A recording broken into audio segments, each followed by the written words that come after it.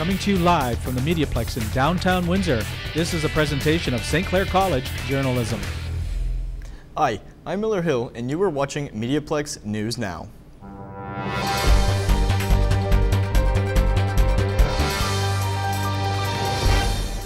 Every year on November 11th, Canadians pause in a moment of silence and to honor and remember the men and women who have served and continue to serve Canada during times of war, conflict, and peace. Today is November 11th. We here at the Mediaplex have dedicated part of this broadcast to remembering those that have served to keep us free. On this day, citizens from coast to coast and around the world take 2 minutes to pause and reflect on the cost of freedoms which we so cherish. This year is the 100th anniversary of the beginning of World War I. At 11 a.m. this date, 4 years later, a treaty was signed bringing an end to the war to end all wars. Unfortunately, it did not end all war. Thousands of soldiers served during that conflict, and wars and operations since have been killed or injured around the world to keep our land glorious and free. From the muddy trenches of Ypres, Somme, Passchendaele, and Vimy, to the beaches of Dunkirk, Dieppe, and Normandy, from Korea to Cyprus, Kosovo to Afghanistan, from the North Atlantic to the English Channel, to Korea and the Persian Gulf. In the air over Germany, Kosovo, Iraq, and home, the men and women of our armed forces have time and again paid the ultimate sacrifice so that we could be free. The bugle has sounded its mournful call for yet another year, and although the number of veterans is diminishing, the words they utter about their fallen comrades have stood the test of time. They shall not grow old as we who are left grow old. Age shall not weary them, nor the years condemn. At the going down of the sun and in the morning, we will remember them, lest we forget. We remember more than 1.5 million Canadians who have served throughout our nation's history, and more than 118,000 who made the ultimate sacrifice. In Flanders fields the poppies blow, between the crosses row on row, that are a grace, and in the sky the lark still brave, singing fly, scarce heard amid the guns below. We are thy dead, short days of woe. We lift them throngs, a sunset slows that go. Loved and beloved, and now we lie in Flanders fields, in Flanders fields, and now we lie in Flanders fields.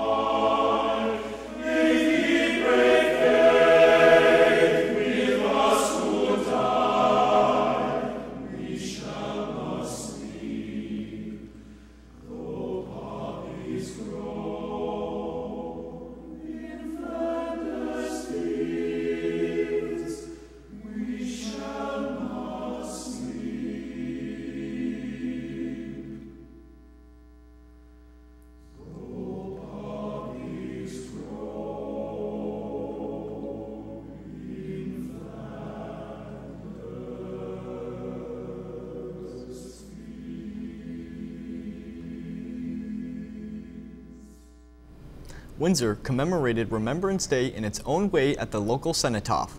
Den Gray reports.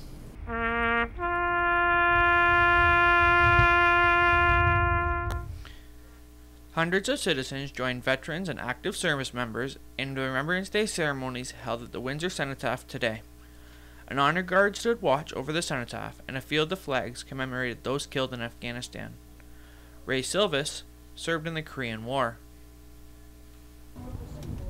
I think that we should remember what everybody that died for, so this country could stay free.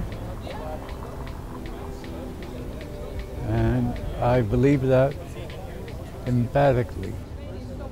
Children were asked to place their poppies in a basket to show their commitment to never forgetting the cost of their freedom, while active duty members lined the streets and were saluted by the crowd. Warrant Officer Ken Knighton served as a peacekeeper in Israel and believes it is important that citizens remember. It's important for others to see that those that went before us have the support of those that they fought for our freedom. And it's important for people to understand that the memory of these people cannot go away. For Mediaplex News, I'm Dan Gray.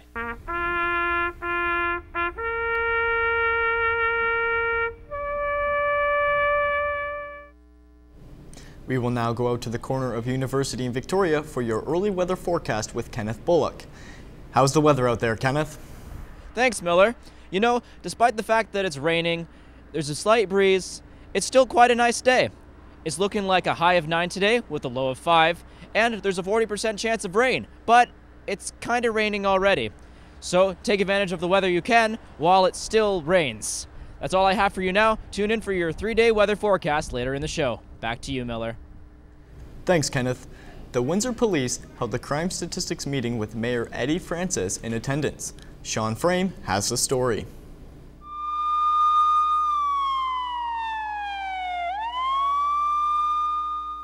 On Thursday, October 23rd, Windsor Police held a brief crime statistics meeting. Eddie Francis, Joanne Gignac, Al Frederick, and Vincent Power sat around the boardroom table to discuss not only the crime statistics, but to address the recent shootings in Ottawa. Deputy Chief Vincent Power not only commended the police force, but also commended the steps they have taken towards the officers' mental health. With our community partners and medical staff have helped our officers in techniques such as de-escalation, communication, tactical communication, and I think we've made great strides in training our officers. Chief Al Frederick says with the amount of gun violence we have seen over the year and the recent attack on Ottawa, there will be more security on Remembrance Day. What I do think is that any suspicious activity, because the radicalization can take place against or with anyone, and I think it's important that we just share the information. Be vigilant, be aware of your surroundings, and don't hesitate to call.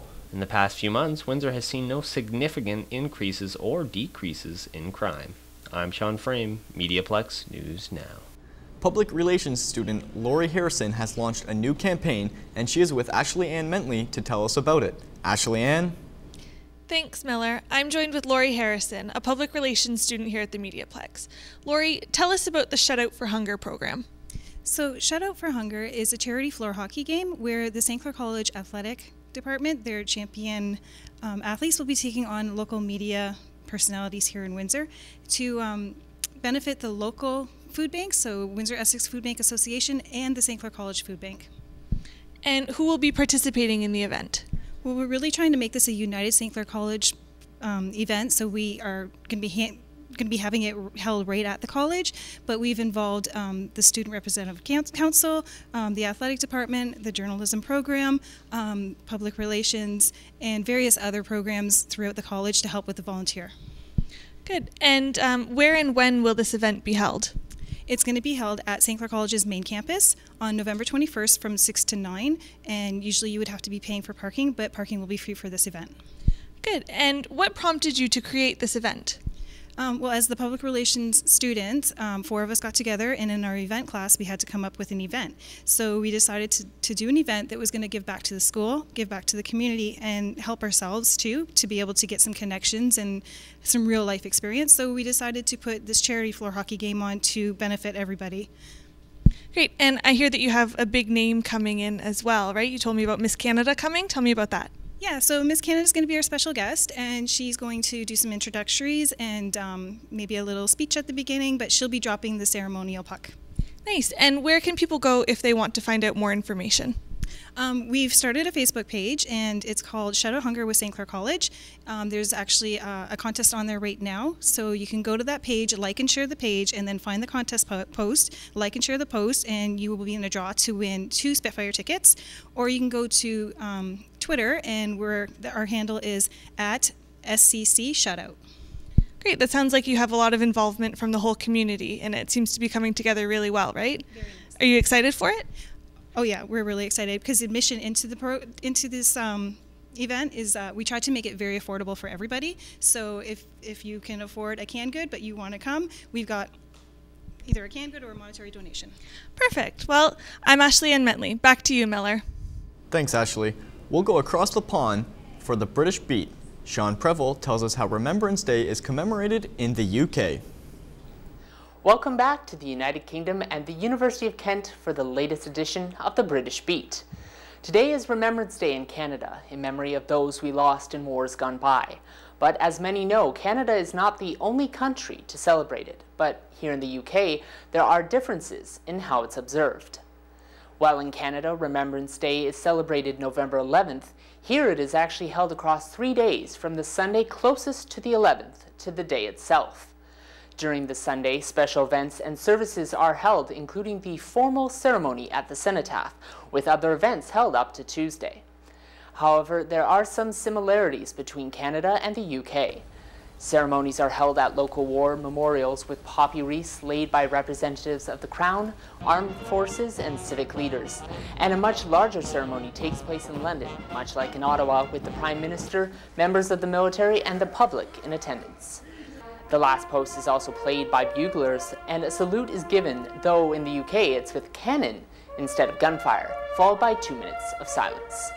Poppies here are also commonplace, though surprisingly are made with paper as opposed to the molded plastic used in Canada, but the meaning is still the same and worn the same way. An interesting thing to note too is that in memory of the 100th year since the beginning of World War I, an installation of poppies called the Blood-Swept Lands and Seas of Red has been set up to progressively fill the moat surrounding the Tower of London. More than 888,000 poppies are expected to fill the moat by November 11th, one for each British and colonial death during the conflict. Now, turning to the Kent area. Where I'm living now is actually an interesting area similar to that of Windsor, in that Gillingham is part of an area known as the Medway Towns, similar to how Windsor, Essex is. Several different communities are together within a short distance from each other, though there isn't as big a city within them like Windsor, but it's still a collection of interesting places to visit, all in one area within Kent County. In addition to that, this area has 2 well-known people I'm sure many have heard of. The first is English journalist David Frost, the man who was part of the BBC, Al Jazeera English, and of course, best known for his interviews with Richard Nixon, which have been adapted into both film and theater productions. The other is Charles Dickens, who lived in the Medway area, and much has been done to remember him. There's a theme park called Dickens World, and there are also festivals every June and December, where people can immerse themselves in the books and Victorian England. Kent and the Medway towns within are quite a fascinating place to visit, and I look forward to exploring more while here. Until next time, I'm Sean Prevost, and you've been watching the Mediaplex British Beat from the Centre for Journalism at the University of Kent in Gillingham. We are going to head back out to Kenneth Bullock on the street for your 3-day weather forecast. Kenneth? Did you know the weather in Canada has been cooling since 2002? You'll certainly notice it this week. Unlike today, Wednesday will be a high of 3 degrees and a low of -2. Thursday will be a high of 2 degrees and a low of -3. And last but not quite least, Friday will be a high of 3 and a low of -3. Hey, at least all 3 days will be partly sunny. Enjoy the weather while you can, when you can still wear a light jacket. From the corner of University and Victoria, I'm Kenneth Bullock, bringing it back to Millar Hill in the studio. Thanks, Kenneth. The Windsor International Film Festival has been going on for 10 years. Aaron Sanders has more. Downtown Windsor is the scene of attraction yet again. This event required your vision, your hearing, and a little bit of popcorn. Speaking of which, where is mine? Lights, camera, action. Capitol Theater hosted the 10th annual Windsor International Film Festival. When you enter the theater, you see people in lines waiting in anticipation for movies of all genres once again. With Executive Director Vincent Georgi explained why the film festival has been going strong for the last 10 years. I think it's because Windsor just has an enormous appetite for movies. People love watching great movies. I don't think it's complicated.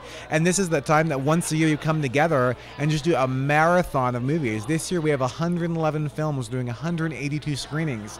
Of all the movies displayed, one night showcased 3 short movies directed by Windsorites. To Fall from Love, a dramatic short. Imagining Angels, a making-of documentary about 2 historic artists from Windsor, directed by Pat Jefflin and Kim Christie. And The Second Right Off Main Street, directed by 17-year-old Ryan DeBurr. Based on DeBurr's entry, what advice does Georgie give to young filmmakers? Inspire yourself, be surrounded by great people, do your homework too, watch a lot of other films, challenge yourself to learn from other people who have come before you to see how they can inspire you and make your work better. 10 years later, the Windsor International Film Festival proved to be a success yet again. The event from November 1st to 9th proved that Windsor is the source for entertainment and inspiring filmmakers out there. Reporting from the Capitol Theater, Aaron Sanders for MNN, Mediaplex News Now. A production of Mary Poppins will be taking place at the St. Clair College for the Arts. Chelsea Leffler has the details. The Chrysler Theater at St. Clair College Center for the Arts is putting on the play Mary Poppins. This is an ensemble play with 45 casts and about 30 crew. The play is about a nanny named Mary Poppins who comes into the Banks family's life to help them make things right. The director, David Burrows, talks to us about the ensemble play. It's the teamwork of all the people that come together who are all volunteers, and they bring all their talents together and make a beautiful show. People working backstage, on stage, the dance ensemble. It's just a true community of people, which is what I love about community theater. The cast and crew has been rehearsing long and hard and will be all week for their opening night show this Friday at 7:30 p.m. Lexi Farr, a cast member, talks about the best part about being in an ensemble play. Just that moment when you're on stage and you're in front of everybody and you're just having the time of your life. There will be more shows happening this weekend and all next weekend, including some matinees. For dates and show times, visit the Windsor Light website at windsorlight.com. The Windsor International Writers' Conference is coming up. Ashley Ann Mentley spoke to Pam Goldstein about the event. Hi, I'm Ashley Ann Mentley, and today we're joined by Pam Goldstein. She's the chair of the Windsor International Writers' Conference. So Pam, can you tell us what is the conference? The Windsor International Writers' Conference is for beginner writers and professional writers who want to hone in on their craft and really focus on it and make it the best that it can be. And why is this conference significant? Because of the topics that we're discussing, the full title is the Windsor International Writers' Conference, Writing Across Boundaries. And what are those boundaries? It's talking about somebody who wants to write a story about, say, a First Nations person and they're white Anglo-Saxon Protestant and they don't know anything. So how does that person go about doing that? They do research, and they have to do really good research, and they have to learn what the topic is really all about instead of just what you see now on TV where they wind it up in less than 30 minutes in a program. Well, that's not the reality, and that's not how a story should be written. And we're talking about media and being accurate when you report something, and the research that a media person needs to do in order to write that story to get the facts out, not somebody's opinion like Glenn Beck, but get the actual facts out and say to the public, this is what's happening, this is what we know from this research, you make your own conclusions. And that's what you're going to learn at this. Good. So for people who register, what is included in what they register for, and what are the main events of this weekend? Oh, we have so many. It starts with the pre-conference on Thursday, which is an extra $100. And we have agents coming from all over North America who will listen to your work and critique it for you. And if they like you, they're going to say, hey, send it in. And they're also going to talk about the dreaded query letter. and how to write one. And then the festivities start on Thursday night. We have from Walpole Island welcoming the drum ceremony, which is an amazing thing. It just kind of breaks your heart. And we start with Bruce Cameron, and then a gala reception. Bruce Cameron wrote 8 Simple Rules for Dating Your Daughter. And all of your meals are included except for some of the breakfasts, but the big meals, lunch and dinner, they're all included. And we have, I think it's something like 20 or 30 different breakout sessions and lectures that you can go to. And Friday night, the great actress Leslie McCurdy and Miriam Goldstein from the Edge Productions are putting on a Donald Margulies play called Collected Stories. Good. And lastly, could you just tell us about where and when the conference will be held? The conference starts November the 13th. It's at the St. Clair Center on Riverside Drive. We have a website, wi-wc.org, and it runs from November the 13th to November the 16th. Wonderful. Well, again, I'm Ashley Ann Mentley, and today we were joined by Pam Goldstein. She is the chair of the Windsor International Writers Conference. Save the date. Thursday, November 27th, the St. Clair Jan Club is hosting a comedy event at the Comedy Quarry. The event starts at 9 p.m. and the price of admission is $15. Dom Pear is the featured comedian. You can purchase tickets online and find more info at comedyquarry.com. St. Clair College was featured on Canada AM last week. Check it out. I was watching Canada AM yesterday morning when I was getting ready for work and couldn't believe my ears when I heard you say that you were interested in coming to St. Clair College in our music theater performance program. I immediately ran into the college, went and talked to the president of our college, Dr. John Strasser, and said we would love to help this young lady in her dream to come to the college. So I am thrilled today to offer you a $2,500 tuition scholarship. In addition to that, we'd also like to offer you a $2,500 residence scholarship because we know you'd like to live in residence, and all of the music theater performance students enjoy their time at residence because they're very busy during their classes all day. A local comedian and musician is hard at work on his next project. Chris Mayu has the story. I'm cool, but I'm not. On the internet, looking at how to find a G-spot on Google Dot. Yo, so not strong. When a fight breaks out, I'm gonna call my mom. It's Friday. Jarrett Sorko has embraced that he's awkward and from the 519 so much that he's writing songs about it. Some of his songs are 519, I'm Dope, and I'm Awkward. Sorko isn't settling on just being a musician, he's also a stand-up comedian. He's been playing guitar for over a decade and has been performing comedy now for a couple of years. Sorko decided to combine comedy and music for an EP he released titled Jarrett Sorko for Mayor. The next project he has in development is called Clowns and Frowns. The project will be a mixtape featuring samples from his favorite songs. Clowns and Frowns will focus on the relationship between comedy and tragedy. The deeper I've got into comedy, the more I've realized a lot of comics are cynics. You know, they're really actually depressed, or they view the world in more of a dark manner, and then they get up on stage and they're able to. It's almost therapy for them. For his latest music videos, Sorko has collaborated with Mike LeClaire, whose first real experience shooting a music video was with Sorko on 519.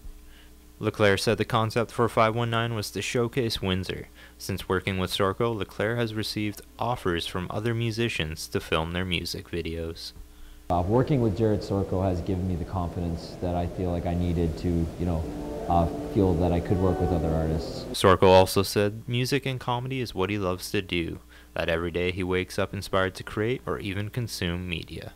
You can watch Sorko's music videos on YouTube or download his EP Jarrett Sorko for Mayor for free at www.jarrettsorko.com. Reporting for Mediaplex News Now, I'm Chris Mayu.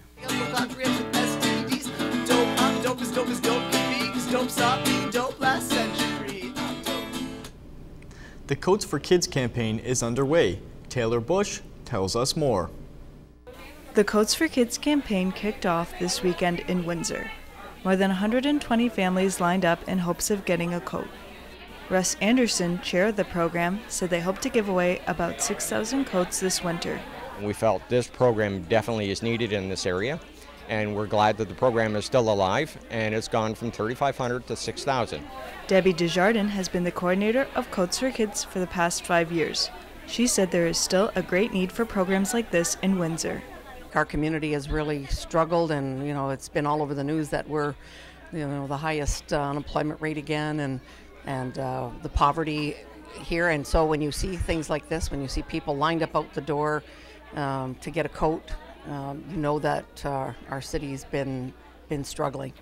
According to Russ, the biggest change to the program came about 10 years ago when the Red Cross handed it over to the Unemployed Help Center. The Chief Executive Officer for the center, Jane Muir, said she is happy to be part of the campaign. I love the program. We love helping people. I don't think you'd come here unless you needed a coat, and it's just great to see the people come through the doors, feel comfortable, they look happy picking their coats out, and we're glad we can help them. Many volunteers said one of the reasons they continue to support the campaign is the kids. 2 of the children who received coats that day asked if they could in turn say thank you to them. Thank you, Unemployed Help Center. Reporting for Mediaplex News Now, I'm Taylor Bush. On this Remembrance Day, we leave you with this.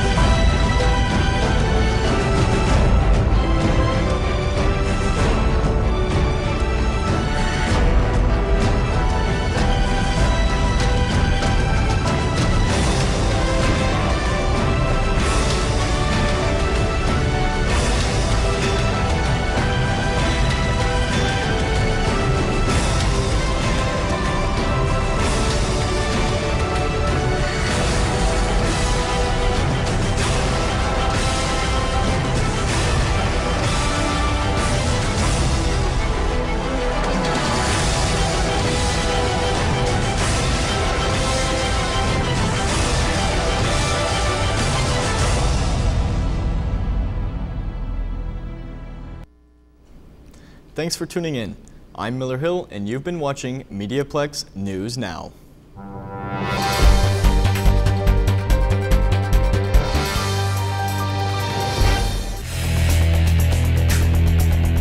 Mediaplex News Now is a production of the St. Clair College Journalism program.